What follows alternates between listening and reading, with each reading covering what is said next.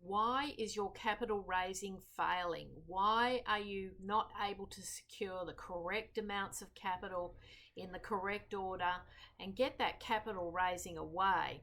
In my experience, it falls down to two or three key areas that are letting the entrepreneur down and are holding them back from securing that critical seed or Series A funding. First and foremost, they have very poor presentation. The deck is just not resonating. It doesn't have the key information that an investor, a sophisticated investor, would want to see in that deck or information memorandum. We see time and time again people try and pull these decks together themselves. They don't make the investment in creating a compelling investor ready document, and it is the most important part of the whole process to get that key messaging right. What problem are you solving? How are you going to go to market? What is going to be the use of the funds? Who's in your team? Who's in your advisory board? Often we find this key critical information is missing, and underpinning that, the financial modeling is weak. Often blue sky numbers appear over many years, and we've had clients send us decks where they tell us within 6 months they're going to be doing 20 million plus turnover.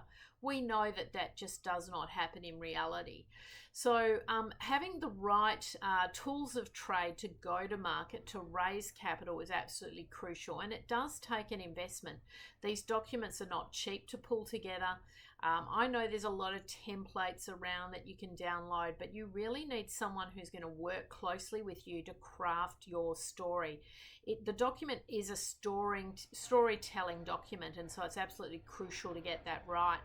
The second key issue is you yourself as a founder or as an executive leadership team are not investor ready, and you're going out and approaching some of the highest profile investors in the market, and your pitch is just not on. It's just not resonating. You're not saying the right things. You're not coming across as smooth and confident. There isn't a compelling call to action. I was on a presentation the other day, three very sophisticated founders presenting to a very sophisticated investor, and their messaging was just spot on. Very well handled, had really put a lot of preparation work to ensure that that meeting went extremely well. I think a lot of it, entrepreneurs unfortunately kind of shoot the breeze, just get out on the hustings, talking to a lot of people, hustle, trying to raise the capital. And the key messages are just not there, and they often miss really good investment opportunities because they just weren't on point with key investors. And I've seen this happen time and time again. I've referred literally hundreds of investors across to a vehicle, and the closure rate is extremely low, and every single one of those people had the potential to invest. And so that tells me you're not investor ready. So invest the time in getting the pitch right, invest the time in practicing in front of your peers and colleagues, and make sure that that message is bulletproof. And it's really coming along well, because at the end of the day, the deck secures you the meeting, but you have to really perform. Because at the end of the day, no matter how wonderful your business is, never lose sight of the fact that someone is investing in you. And that really is critical for you to understand in the presentation, because you are the person who really is going to bring this business to life. You are the person that we are, backing at the end of the day. You are the person we're taking the calculated risk on. And so you've got to really be presenting at the top of your game.